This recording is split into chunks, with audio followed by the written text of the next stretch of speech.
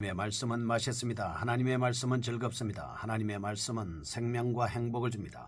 500독 성경 통독 훈련 원장입니다. 여수 살리는 교회 임기환 목사가 하나님의 말씀을 봉독하고 전하는 시간입니다. 함께 하시면 기적이 일어납니다. 알람을 설정하시고 들으시면 좋겠습니다.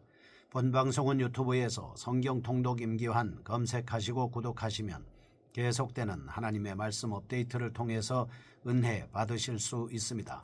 오늘은 이사야 23장을 봉독하고 말씀을 전하겠습니다. 이사야 23장. 두로에 관한 경고라. 다시스의 배들아, 너희는 슬피 부르짖을지어다. 두로가 항무하여 집이 없고 들어갈 곳도 없으며 이 소식이 기띔 땅에서부터 그들에게 전파되었습니다. 바다에 왕래하는 시돈 상인들로 말미암아 부유하게 된 너희 해변 주민들아, 잠잠하라.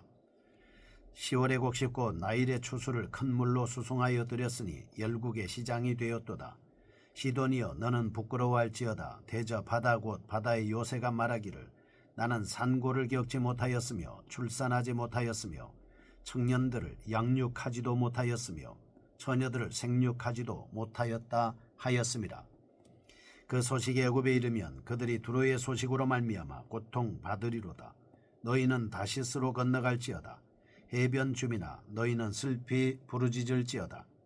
이것이 옛날에 건설된 너희 희락의 성 곧 그 백성이 자기 발로 먼 지방까지 가서 머물던 성읍이냐. 면류관을 씌우던 자요, 그 상인들은 후관들이요, 그 무역상들은 세상의 존귀한 자들이었던 두로에 대하여 누가 이 일을 정하였느냐. 만군의 여호와께서 그것을 정하신 것이라. 모든 누리던 영화를 욕되게 하시며 세상의 모든 교만하던 자가 멸시를 받게 하려 하심이라. 딸 다시스여, 나일같이 너희 땅에 미칠지어다. 너를 속박함이 다시는 없으리라. 여호와께서 바다 위에 그의 손을 펴사 열방을 흔드시며 여호와께서 가나안에 대하여 명령을 내려 그 견고한 성들을 무너뜨리게 하시고 이르시되 너 학대받은 처녀딸 시온아, 내게 다시는 희락이 없으리니 일어나 기띔으로 건너가라. 거기에서도 내가 평안을 얻지 못하리라 하셨느니라. 갈대아 사람의 땅을 보라. 그 백성이 없어졌나니 곧 아수르 사람이 그곳을 들짐승이 사는 곳이 되게 하였으되 그들이 망대를 세우고 궁전을 헐어 황무하게 하였느니라. 다시스의 배들아, 너희는 슬피 부르짖으라. 너희의 견고한 성이 파괴되었느니라. 그날부터 두로가 한 왕의 연한같이 70년 동안 잊어버린 바 되었다가 70년이 찬 후에 두로는 기생의 노래같이 될 것이라. 잊어버린 바 되었던 너 음녀여, 수금을 가지고 성읍에 두루다니며 기묘한 곡조로 많은 노래를 불러서 너를 다시 기억하게 하라 하였느니라.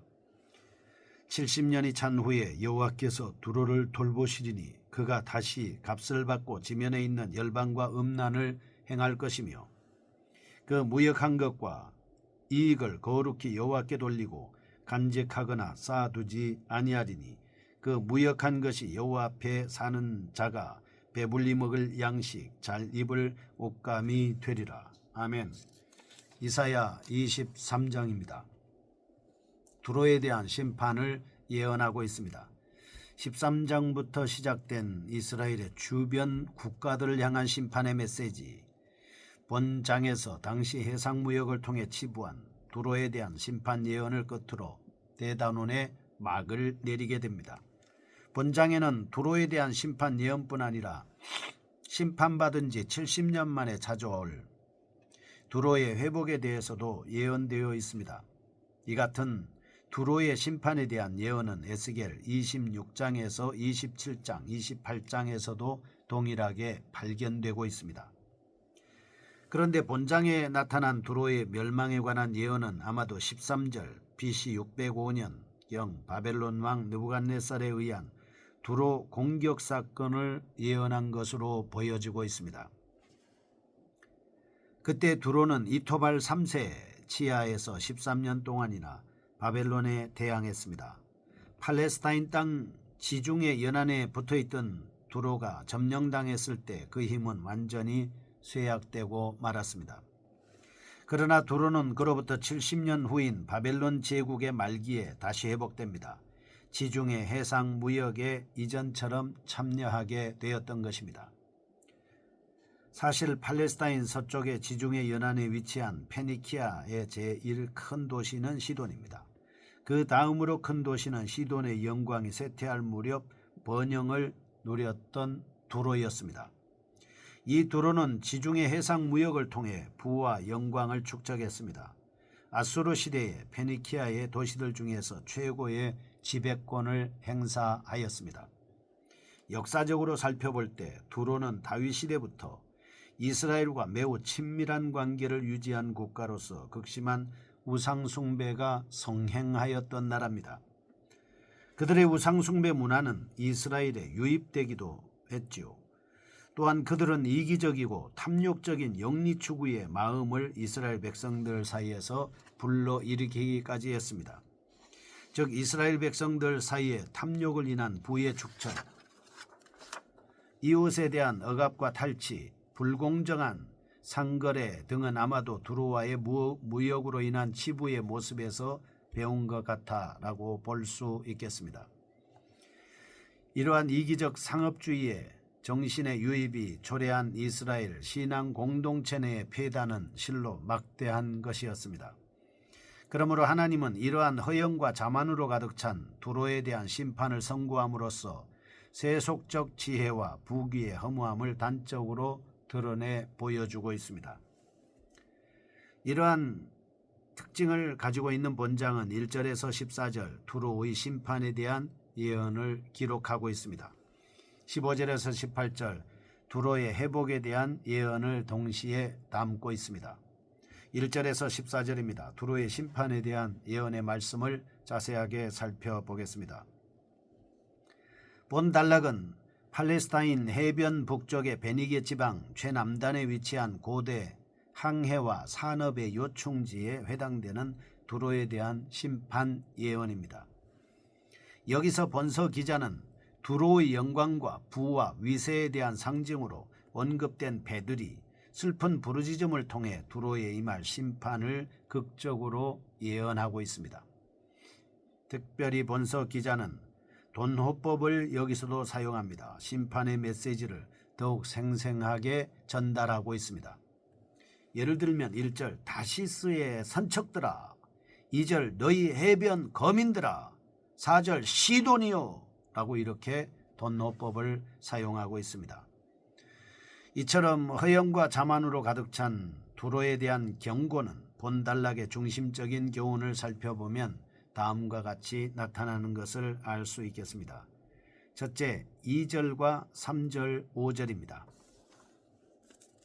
2절 바다에 왕래하는 시돈 상인들로 말미암아 부유하게 된 너희 해변 주민들아 잠잠하라.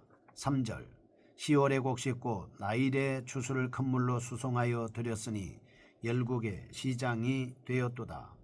5절 그 소식이 애굽에 이르면 그들이 두로의 소식으로 말미암아 고통 받으리로다. 아멘. 본단락은 두로의 멸망이 파급시킬 효과에 대해서 기술하고 있습니다. 두로의 멸망 소식은 그들과의 무역을 통해 부유하게 된 지중해 연안의 도시와 나라들을 경악시켰습니다. 그 한 가지 예를 들면 애굽은 두로를 통하여 이전에 나일강 삼각주에서 추수된 곡식과 농산물을 판매하여 큰 이익을 보았으나 이제는 두로의 패망으로 이익을 상실하게 된 것입니다. 이 외에도 두로와 함께 지중해 해상무역에 참가하여 부하게 된 지중해 연안의 모든 나라들은 동일한 슬픔을 맛보게 됐습니다. 여기서 선지자는 이 세상에 권력을 의지하는 자들의 허무함을 생생하게 보여주고 있습니다. 아무리 강대한 세력이라 할지라도 결코 영원한 보호자가 될 수는 없는 것입니다. 둘째 6절에서 12절 본단락은 패망한 두로의 슬픔을 생생하게 전달해 주고 있습니다. 선지자는 패망한 두로의 백성들에게 전에 그들이 지배하며 위세를 떨쳤던 다시스와 기띔으로 건너가라고 공고합니다. 거기서 환영받지 못할 것을 선언하고 있습니다. 왜냐하면 전에 자신들을 속박하던 두로를 환영하며 편의를 제공한 나라는 하나도 없을 것이기 때문입니다. 이와 같은 두로의 입장에 대해 본서 기자는 자녀를 생산하지 못하는 여인의 슬픔으로 비유하고 있습니다.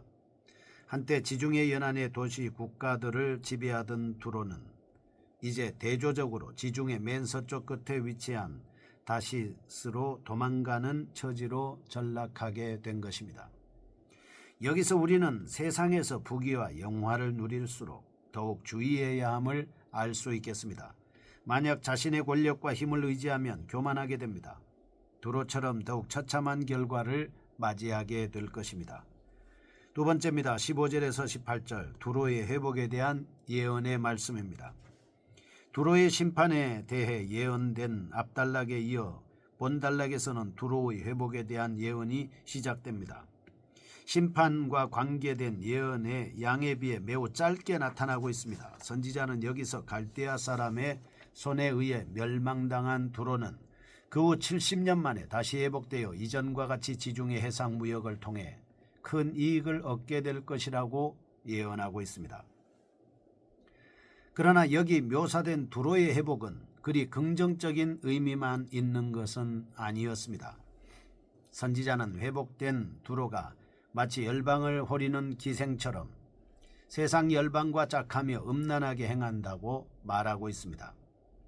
즉 두로의 국가적 면모는 회복됐습니다. 그러나 여전히 부에 대한 세속적 욕망에 사로잡혀 이전에 교만하고 죄악된 생활을 재개한다라고 하는 뜻입니다. 그러나 두로는 무역을 통해 얻은 상품과 이익 중 일부를 여호와께 드리게 됩니다. 왜냐하면 열국에 대한 여호와의 심판을 통해 여호와 하나님께서 인류 역사를 주관하시며 심판하신다는 사실을 깨닫고 여호와 경외하기를 배우게 된 것입니다. 역사적으로 볼 때 이 예언의 성취 기사는 에스라 1장 4절, 3장 7절에 제시되어 있는 것을 볼 수 있겠습니다. 두로는 바벨론 포로 생활에서 귀환한 유다 백성들이 재건 사업에 착수하자 이전 다윗 시대의 두로왕 히람이 한 것처럼 필요한 물질을 유다에 공급하였습니다. 여기서 선지자는 하나님의 보호에도 불구하고 감사하지 못하는 두로의 모습과 함께 하나님의 능력을 드러내주고 있습니다. 하나님은 끝까지 반역하는 두로를 변화시켜 참다운 모습으로 만드시는 분이었습니다. 이상과 같이 부의 축적에만 관심이 있었던 두로의 멸망은 현대 자본주의 사회에 살고 있는 성도들에게 심각한 경종을 울려주고 있습니다. 사실 바울의 말처럼 돈을 사랑함은 일만하게 뿌리가 되는 것입니다. 그러므로 세상적 부에 지나친 관심, 여기에 관심이 있는 사람들은 탐심이 있고 결국 그것을 착취하는 결과를 가져오기 때문에 필연적으로 시험과 올무와 여러 가지 어리석고 해로운 정욕에 떨어지게 돼 있습니다. 그러므로 우리는 물질관념에 대해서 어떻게 해야 하겠습니까? 물질이 없으면 안 되죠. 반드시 필요한 것입니다. 그러나 그 물질에 대한 사랑으로 변질이 될 때 이건 상당한 심각한 문제가 초래하게 된다라고 하는 것을 알 수가 있습니다. 그러므로 우리는 먹을 것과 입을 것이 있으면 족한 줄로 아는 그리스도교적 풍부나 가난에 처할 줄 아는 원리를 깨닫고 하나의 물질에 대한 지나친 욕심을 갖지 말아야 합니다. 또한 잠언 30장 8절과 9절 하나님 앞에서 가난하지도 부하지도 않을 만큼 적당한 물질을 주시도록 기도한 아굴의 태도를 우리는 본받아야 합니다.